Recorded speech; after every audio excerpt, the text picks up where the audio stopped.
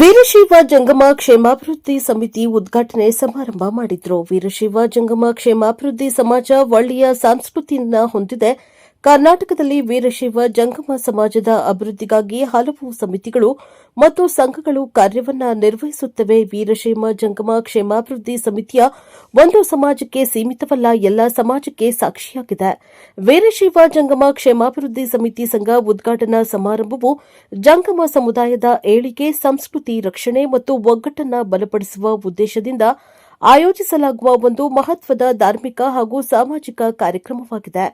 ಸಮುದಾಯದ ವಿವಿಧ ಕಾರ್ಯಕ್ರಮಗಳು ಮತ್ತು ಉದ್ಘಾಟನೆಗಳ ಸಾಮಾನ್ಯ ವಿವರ ಹಾಗೂ ಪ್ರಮುಖ ಉದ್ಘಾಟನಾ ಸಮಾರಂಭದ ಪ್ರಮುಖ ಉದ್ದೇಶಗಳು ಸಂಸ್ಕೃತಿ ಮತ್ತು ತತ್ವ ಜಾಗೃತಿ, ವೀರಶೈವ ಲಿಂಗಾಯತ ಪರಂಪರೆ, ಶರಣರ ವಾಚನ ಸಾಹಿತ್ಯ ಮತ್ತು ಲಿಂಗಪೂಜೆಯ ಮಹತ್ವವನ್ನು ಜನರಲ್ಲಿ ಹಾಗೂ ಯುವ ಪೀಳಿಗೆಯಲ್ಲಿ ಮೂಡಿಸುವುದು, ಜಂಗಮ ಸಮಾಜದ ಬಂಧುಗಳನ್ನು ಒಂದೇ ವೇದಿಕೆಯಡಿ ತಂದು ಸಾಮಾಜಿಕ, ಶೈಕ್ಷಣಿಕ ಮತ್ತು ಆರ್ಥಿಕ ಪ್ರಗತಿಗೆ ಶ್ರಮಿಸುವುದು, ಮಹಿಳಾ ಮತ್ತು ಯುವ ಘಟಕಗಳ ಸಬಲೀಕರಣ, ಸಮಾಜದ ಮಹಿಳೆಯರಿಗೆ ಮತ್ತು ಯುವಕರಿಗೆ ಸಮಾನ ಅವಕಾಶಗಳನ್ನು ಕಲ್ಪಿಸಿ ಸಂಘಟನೆಯನ್ನು ಮತ್ತಷ್ಟು ಚುರುಕುಗೊಳಿಸುವುದು, ಪ್ರತಿಭಾ ಪುರಸ್ಕಾರ ಮತ್ತು ಸಹಾಯ ಹಸ್ತ, ಸಮುದಾಯದ ಪ್ರತಿಭಾವಂತ ವಿದ್ಯಾರ್ಥಿಗಳನ್ನು ಗುರುತಿಸಿ ಗೌರವಿಸುವುದು ಹಾಗೂ ಆರ್ಥಿಕ ಹಿಂದುಳಿದವರಿಗೆ ನೆರವಾಗುವುದು ಎಂದರು.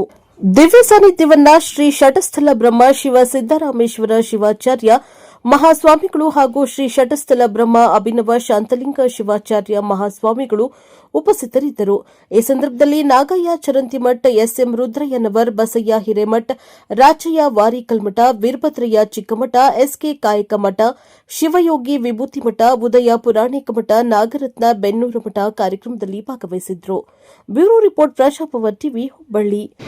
ನಾವು ಜಂಗಮರಾಗಿ ಹುಟ್ಟುವುದರ ಭಾಗ್ಯಶಾಲಿಗಳು ಅನ್ನುವಂಥ ಮಾತು ನಾವೆಲ್ಲರೂ ಕೂಡ ಅತ್ಯಂತ ಹೆಮ್ಮೆಯಿಂದ ಹೇಳ್ತೇವೆ.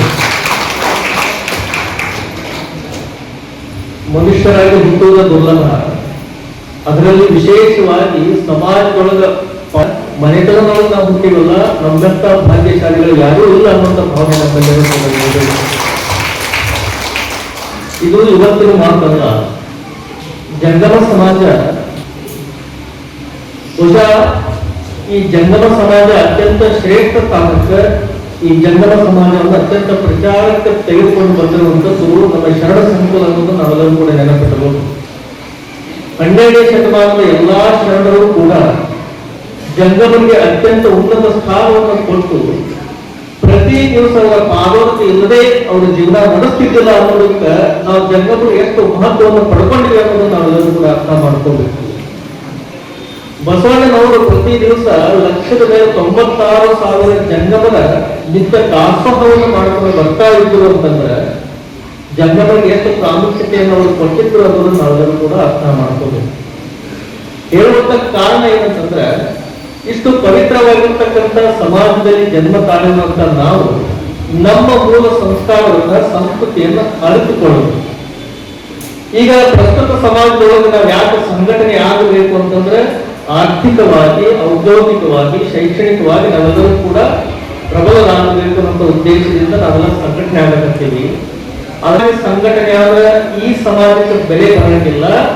ಧಾರ್ಮಿಕವಾಗಿ, ಆಧ್ಯಾತ್ಮಿಕವಾಗಿಯೂ ಕೂಡ ನಾವು ಸಮರ್ಥರಾದ್ರೆ ಈ ಸಮಾಜಕ್ಕೆ ಬೆಲೆ ಬರ್ತದೆ ಅನ್ನುವಂಥ ಮಾತನ್ನು ನಾವೆಲ್ಲರೂ ಕೂಡ ಅರ್ಥ ಮಾಡ್ತೀವಿ. ಯಾಕಂತಂದ್ರೆ ಮೂಲತಃ ಜಂಗಮರ ಕರ್ತವ್ಯ ಏನಂತಂದ್ರೆ, ಮೊದಲಿಗೆ ನಾವು ಸಂಸ್ಕಾರವಂತರಾಗಬೇಕು, ನಂತರ ಸಾಮಾಜಿಕ ಸಂಸ್ಕಾರ ಕೊಡುವುದೇನಿಲ್ಲ ಮೂಲ ಜಂಗಮರ ಕರ್ತವ್ಯ. ಈಗಾಗಲೇ ಪ್ರಸ್ತುತ ಸಮಾಜವನ್ನು ನಾವು ಅವಲೋಕನ ಮಾಡಿದಾಗ ಮೂಲ ಪರಂಪರೆಯನ್ನ ಜೀವನದೊಳಗೆ ಅಳವಡಿಸಿಕೊಂಡು ಈಗ ನಾವು ಏನ್ ಮಾಡ್ಬೇಕು ಅಂತ ನಮ್ಮ ಬಸವರಾಜ್ ಚಿಕ್ಕಮಠರು ಹೇಳಿದ್ರು. ನಾವು ಮುಂದೆ ಗೋಶಾಲೆ ಸ್ಟಾರ್ಟ್ ಮಾಡಬೇಕು, ವೈದ್ಯಕೀಯ ಕಾರ್ಯಕ್ರಮಗಳೆಲ್ಲ ಮಾಡಬೇಕು, ಮತ್ತೆ ವಿದ್ಯಾರ್ಥಿಗಳಿಗೆ ಪ್ರತಿಭಾ ಪುರಸ್ಕಾರವನ್ನು ಮಾಡಬೇಕು, ಹಾಗೂ ಸಮಾಜಮುಖಿ ಕಾರ್ಯಕ್ರಮಗಳನ್ನು ಜಂಗಮರು ಜವಾಬ್ದಾರಿಯಿಂದ ಮಾಡಬೇಕು ಅಂತೇಳಿ ಅವರು ಈಗ ತಾನೇ ಹೇಳಿದರು. ಅದಕ್ಕೆ ಈ ಕಾರ್ಯವನ್ನು ಮಾಡಬೇಕಂದ್ರೆ ಎಲ್ಲರೂ ತಮ್ಮ ಸಹಾಯವನ್ನು ಮತ್ತು ನಿಮ್ಮ ಏನು ಸಪೋರ್ಟ್ ಕೊಡಬೇಕು ಅಂತ ಇರ್ತದೆ ಅವೆಲ್ಲ ಮಾಡಿದ್ರೆ ಮಾತ್ರ ಇಂಥ ಒಂದು ವೀರಶೈವ ಜಂಗಮ ಸಮಾಜದ ಅಭಿವೃದ್ಧಿ ಆಗಲಿಕ್ಕೆ ಸಾಧ್ಯ. ಇಲ್ಲಿ ಈ ಭಾಗದಲ್ಲಿ ಹೆಚ್ಚು ಜಂಗಮರಿದ್ದಾರೆ, ಮತ್ತು ಈ ಹುಬ್ಬಳ್ಳಿ ತಾಲೂಕು, ಧಾರವಾಡ ಎಲ್ಲ ಭಾಗದಲ್ಲಿ ಕೂಡ ಜಂಗಮರು ಜಾಸ್ತಿ ಇದೆ. ಜಂಗಮರು ಎಲ್ಲ ಕ್ಷೇತ್ರದಲ್ಲಿದ್ದಾರೆ. ಅವರು ಡಾಕ್ಟರ್ಸ್ ಇದ್ದಾರೆ, ಪ್ರೊಫೆಸರ್ಗಳಿದ್ದಾರೆ, ಉದ್ದಿಮೆದಾರಿದ್ದಾರೆ, ಮತ್ತು ಗೌರ್ಮೆಂಟ್ ನೌಕರಿಲಿದ್ದಾರೆ, ವಕೀಲರಿದ್ದಾರೆ, ಹಾಗೂ ನಾವು ಚಾರ್ಟರ್ಡ್ ಅಕೌಂಟೆಂಟ್ ಕೂಡ ಇದ್ದಾರೆ, ಮತ್ತು ಸ್ವಂತ ಬಿಸ್ನೆಸ್ಸನ್ನು ಕೂಡ ಮಾಡಿ ಇಂಡಸ್ಟ್ರಿಯಲಿಸ್ಟರು ಕೂಡ ಇದ್ದಾರೆ. ಅದಕ್ಕೆ ಅವರ ಕಾರ್ಯಕ್ಷೇತ್ರ ಯಾವಾಗಲೂ ಸಮಾಜ ನಮಗ ಅವಶ್ಯಕತೆ ಇದೆ, ಸಮಾಜಕ್ಕೆ ನಾವು ಅವಶ್ಯಕತೆ ಇಲ್ಲ, ಸಮಾಜಕ್ಕೆ ಅವಲಂಬಿತ ನಾವು. ಈಗ ಜಂಗಮ ಬಹಳ ಮಾತಾಡಂಗಿಲ್ಲ.